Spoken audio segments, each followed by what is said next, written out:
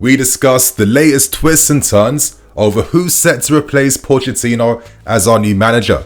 So I hope you guys enjoy today's video, hit that like button, and don't forget to catch today's earlier news video discussing all the latest transfer target news. So I hope you guys enjoy, and without wasting any more time. Now, I want to get this story out of the way first, and it involves our former manager in Jose Mourinho. Now, earlier this afternoon, reports were going a bit crazy, suggesting that, out from nowhere, Mourinho was leading the race to become the replacement for Pochettino. So, what the hell was actually going on? Essentially, a flurry of support came from bookmakers, from the particular bookmaker Bet365, who all of a sudden slashed their odds on Mourinho being the favourite to take over. Now, as a rep from Bet365 said, from 10:15 until 10:50 this morning, every single bet we took on the next Chelsea manager was on Jose Mourinho, which goes against the grain of the reports of Chelsea wanting a young and dynamic manager. In that time, his odds plummeted from 40-1 into 2-1 favourites. Now, essentially, that is the story. That's the reports. This is the story that's been circulating everywhere this afternoon. Doesn't really make sense. Doesn't really add up, and to be honest with you, I think it's a lot of nonsense. I don't know why this happened. Is this Paqueta putting more bets on the market? Who knows, to be honest with you. But let's actually understand this once and for all. We want to hire a younger manager, a protege type of manager that can grow and build with the team over consecutive seasons. This manager must be astute in possession football so he can control games better. He must be someone that can work with young players. He must be someone that can teach young players football and help them grow over the years as well. And he must create an identity here. All these things I've listed are things that Mourinho just does not do at all. So I don't understand this report. I feel like I have to discuss this because I feel like people are expecting me to weigh in and give my opinions. In my opinion, I think it's time for Mourinho now to explore international management or wait for maybe big club opportunities, because he's not wash. It's just that his methods suit more of an experienced team, a team that have already, reached their primes, and they're realizing, you know what, I have a few years left until I hang my boots up. I want to win, and I don't really care how I'm used as long as I can get some silverware for my efforts. And I think this is where Mourinho does his best work. He does not do his best work helping young players grow. We've seen that with our own two eyes. We can't make that mistake yet again. So that's Mourinho news out of the way. But let's now discuss more realistic, tangible news, courtesy of Matt Law. And he reports that the club haven't closed any doors on Roberto De Zerbi. Now, we are nearly a week away from the deadline to set the appointment for a new manager, and we're still actively holding intensive talks with all four candidates. So today we focus on De Zerbi based on Matt Law's reports, and it makes a lot of sense why De Zerbi would be targeted, because he is currently a free agent. He'd be the easiest one to negotiate with. The only thing though is that we'd have to pay a 4.3 million compensation fee, and that's it. Now, reports suggest that Winsley and Igbali are in favour of turning towards Roberto De Zerbi, and we're hearing so many conflicting reports of how certain higher-ups are preferring this manager, others prefer this one.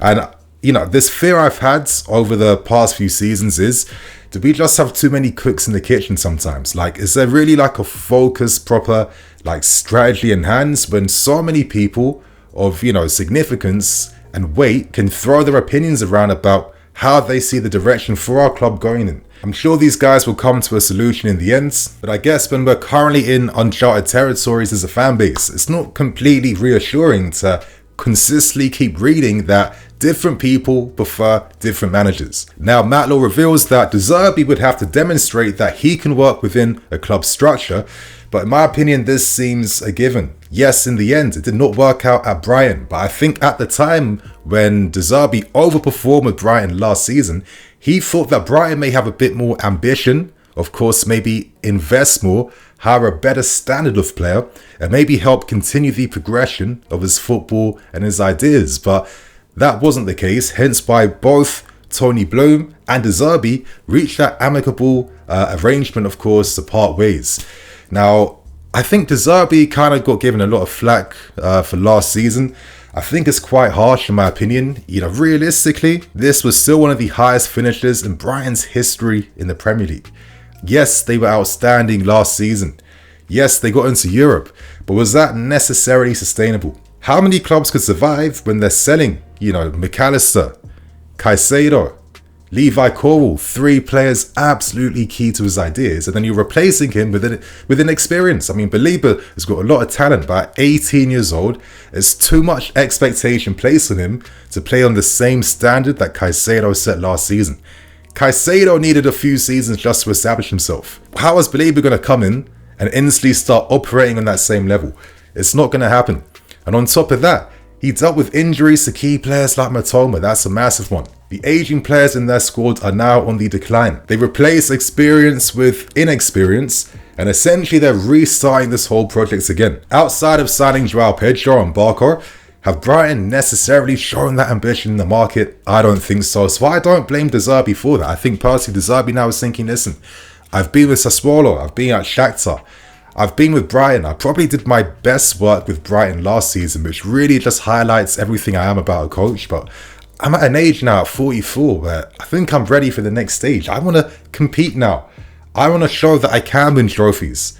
And I think personally De Zerbi now is ready for this next challenge and stage in his career. Now for us, it makes a lot of sense because I feel like if you were going to release Pochettino, as I said yesterday, De Zerbi could be that nice transition to help a disappointed squad, find that optimism again. If you're Mudryk, if you're Corwell, if you're Caicedo, you play some of your best football under him and he really helped announce you even more. So you're not going to be too displeased. And in terms of the squad we have, I think they would really translate into the ideas that De Zerbi has. And I've always personally felt like De Zerbi's football does suit more of like a higher technical and a better quality team. I do think sometimes, not every team in the world can play possession football just because the manager coaches that. You need to have that balance with the right players to do that. And I think at Brighton last season, they were the best representation of all his ideas because that's probably the strongest squad that he's worked with throughout his entire career. Now I'm going to go through some interesting stats using FBref to try and explain the differences between Brighton underperforming expectations compared to overperforming expectations from last season. Now, as we know with De Zerbi's ideas, he's a manager that prioritizes deep build-up. I mean, really deep build-up, where they will build up from their penalty box because the whole idea is essentially create these pressing traps to, funnel the opposition's press into certain areas and then overload them, play through that press, and then quickly create quick breakaways, most notably in the wide areas, to punish teams. And that's why they were so effective last season. And I've known that De Zerbi's had a big reputation for a long time, and I first heard about him actually based on my former favorite youth academy player in Jeremy Boga, who was absolutely sensational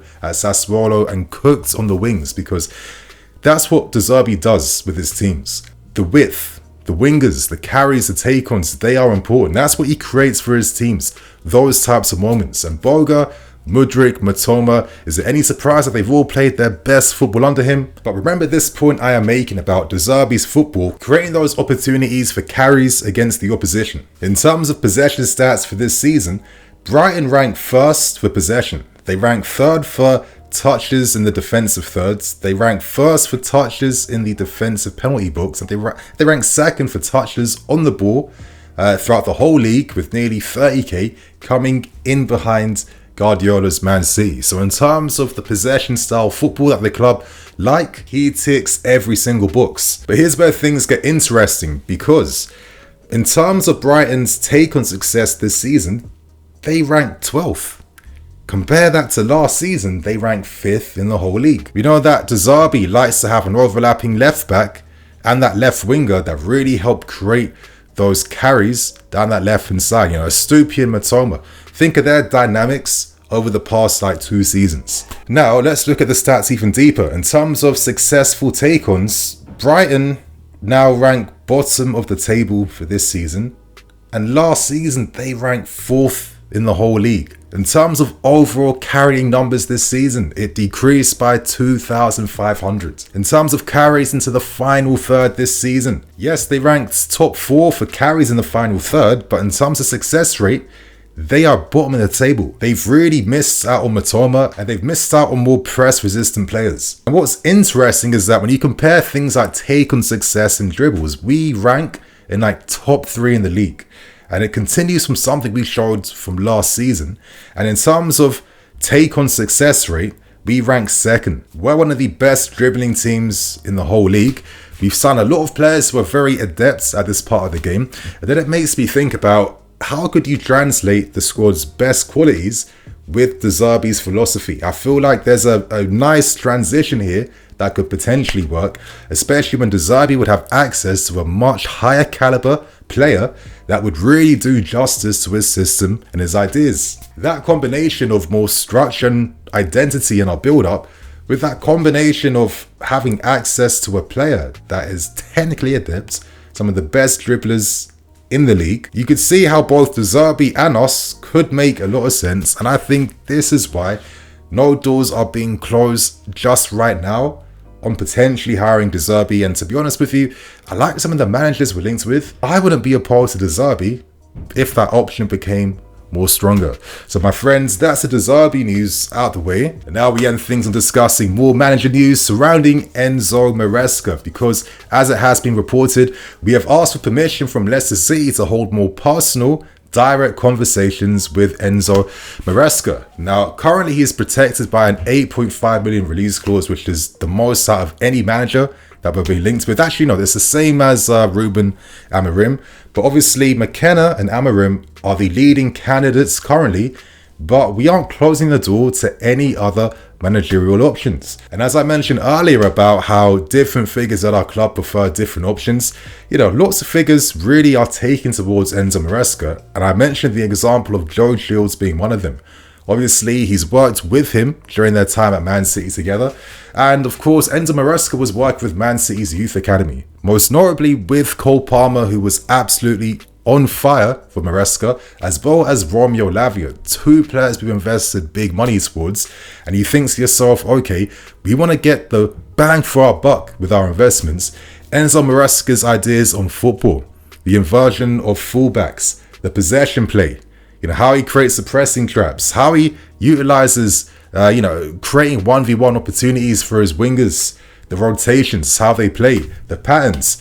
This is a good manager. He made Leicester a very dominant team in the Championship, even when they had their struggles during the start of this year, where they had their 12-point gap reduced to just 1 point. But I think this is where, for myself, we have to understand the context, because this is really Enzo Maresca's first job as a manager professionally in the game. So the fact that he can go to Leicester City and get them instantly promoted in a very difficult championship, where most times when teams get relegated, how often do they get instantly promoted the following season? It doesn't happen.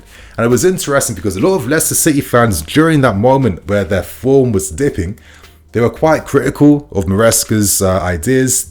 They were quite critical of how many backwards passes that they played, not playing forward quickly enough, not attacking quickly enough. Premier League fans, English football fans, they just like forwards attacking type of football.